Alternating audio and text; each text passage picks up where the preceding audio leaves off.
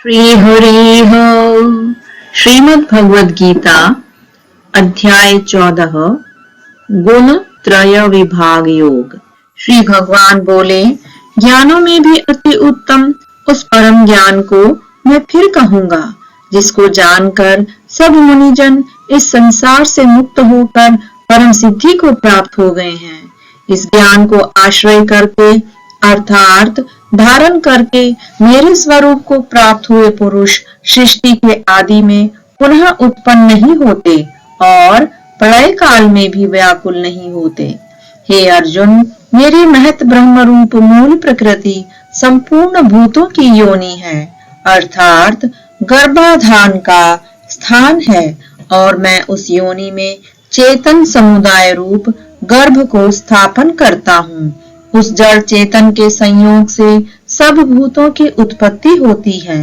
हे अर्जुन, नाना प्रकार की सब योनियों में जितनी मूर्तियां अर्थात शरीरधारी प्राणी उत्पन्न होते हैं, प्रकृति तो उन सबके गर्भ धारण करने वाली माता है और मैं बीज को स्थापन करने वाला पिता हूँ।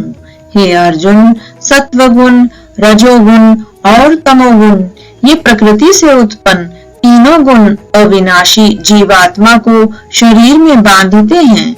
हे निष्पाप, उन तीनों गुणों में सत्व गुण तो निर्मल होने के कारण प्रकाश करने वाला और विकार रहित है। वह सुख के संबंध से और ज्ञान के संबंध से अर्थात उसके अभिमान से बांधता है। हे अर्जुन, राग रूप रजोगुण को कामना और आसक्ति से उत्पन्न जान। वह इस जीवात्मा को कर्मों के और उनके फल के संबंध से बांधता है। हे अर्जुन, सब देह अभिमानियों को मोहित करने वाले तमोगुण को तो अज्ञान से उत्पन्न जान। वह इस जीवात्मा को प्रमाद, आलस्य और निद्रा के द्वारा बांधता है। हे अर्जुन, सत्वगुण सुख में लगाता है और रजोगुण कर्म में और तमोगुण तो ज्ञान को ढक कर प्रमाद में भी लगाता है। हे अर्जुन, रजोगुण और तमोगुण को दबाकर सत्वगुण और तमोगुण को दबाकर रजोगुण, वैसे ही सत्वगुण और रजोगुण को दबाकर तमोगुण होता है अर्थात बढ़ाता है। जिस समय इस देह में तथा अंतःकरण और इंद्रियों में चेतनता और विवेक शक्ति उत्पन्न होती है, उस समय ऐसा जानना चाहिए कि सत्वगुण बढ़ा है। हे अर्जुन, रजोगुण के बढ़ने पर लोभ, प्रवृत्ति, स्वार्थ बुद्धि से कर्मों का सकाम भाव से आरंभ, अशांति और विषय भोगों की लालसा ये सब उत्पन्न होते हैं। हे अर्जुन, तमोगुण के बढ़ने पर अंतःकरण और इंद्रियों में अप्रकाश, कर्तव्य कर्मों में अप्रवृत्ति और प्रमाद अर्थात व्यर्थ चेष्टा और निद्रा आदि अंतःकरण की मोहिनी वृत्तियां ये सब ही उत्पन्न होते हैं। जब यह मनुष्य सत्व गुण की वृद्धि में मृत्यु को प्राप्त होता है, तब तो उत्तम कर्म करने वालों के निर्मल दिव्य स्वर्ग आदि लोकों को प्राप्त होता है। रजोगुण के बढ़ने पर मृत्यु को प्राप्त होकर कर्मों की आसक्ति वाले मनुष्यों में उत्पन्न होता है तथा तमोगुण के बढ़ने पर मरा हुआ मनुष्य कीट, पशु आदि मूढ़ योनियों में उत्पन्न होता है। श्रेष्ठ कर्म का तो सात्विक अर्थात सुख, ज्ञान और वैराग्य आदि निर्मल फल कहा है। राजस कर्म का फल दुख एवं तामस कर्म का फल अज्ञान कहा है। सत्वगुण से ज्ञान उत्पन्न होता है और रजोगुण से निसंदेह लोभ तथा तमोगुण से प्रमाद और मोह उत्पन्न होता है और अज्ञान भी होता है। सत्वगुण में स्थित पुरुष स्वर्ग आदि उच्च लोकों को जाते हैं। रजोगुण में स्थित राजस पुरुष मध्य में अर्थात मनुष्य लोक में ही रहते हैं और तमोगुण के कार्य रूप निद्रा, प्रमाद और आलस्य आदि में स्थित तामस पुरुष अधोगति को अर्थात कीट, पशु आदि नीच योनियों को तथा नरकों को प्राप्त होते हैं।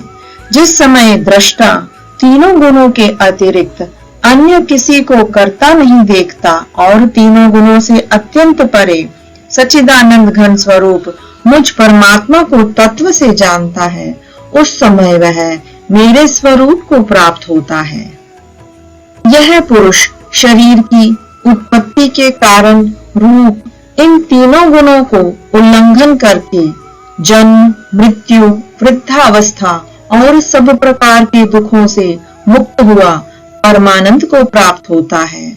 अर्जुन बोले, इन तीनों गुणों से अतीत पुरुष किन किन लक्षणों से युक्त होता है और किस प्रकार के आचरणों वाला होता है, तथा हे प्रभु, मनुष्य किस उपाय से इन तीनों गुणों से अतीत होता है। श्री भगवान बोले, हे अर्जुन, जो पुरुष सत्वगुण के कार्य रूप प्रकाश को और रजोगुण के कार्य रूप प्रवृत्ति को और तमोगुण के कार्य रूप मोह को भी न तो प्रवृत्त होने पर उनसे द्वेष करता है और न निवृत्त होने पर उनकी आकांक्षा करता है, जो साक्षी के सदृश स्थित हुआ, गुणों के द्वारा विचलित नहीं किया जा सकता और गुण ही गुणों में बरतते हैं, ऐसा समझता हुआ जो सच्चिदानंद घन परमात्मा में एक ही भाव से स्थित रहता है एवं उस तिथि से कभी विचलित नहीं होता,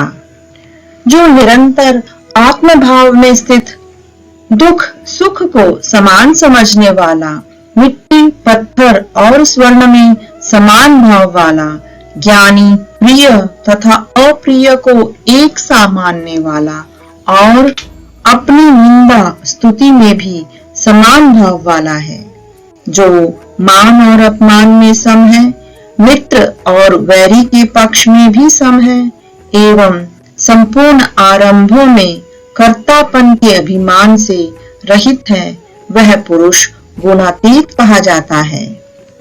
और जो पुरुष अव्यभिचारी भक्ति योग के द्वारा मुझको निरंतर भजता है, वह भी इन तीनों गुणों को भली भांति लांघ कर सच्चिदानंद घन ब्रह्म को प्राप्त होने के लिए योग्य बन जाता है, क्योंकि उस अविनाशी पर ब्रह्म का और अमृत का तथा नित्य धर्म का और अखंड एक रस आनंद का आश्रय मैं हूँ।